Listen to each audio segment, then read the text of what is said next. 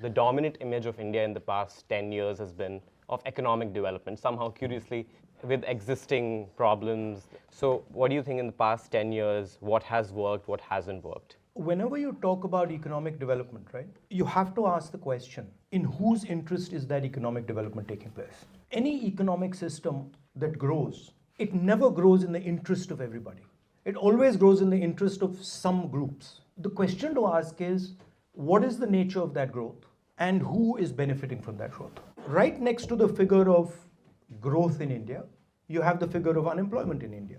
So India is growing, but the way it's growing is by concentrating wealth, by massively concentrating wealth towards very few people. And most of the growth is happening based on natural resources, on consumption, and not on production, which for a country like India is a real problem, because without a production system, without a production network, without manufacturing, country the scale of India simply cannot employ its people. Similar to the United States, we are operating on a debt sort of model, and we are no longer producing things.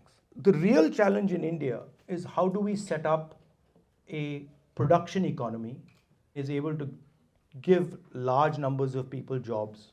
We have 2 or 3 businesses that pretty much control our entire business system. We have Mr. Adani.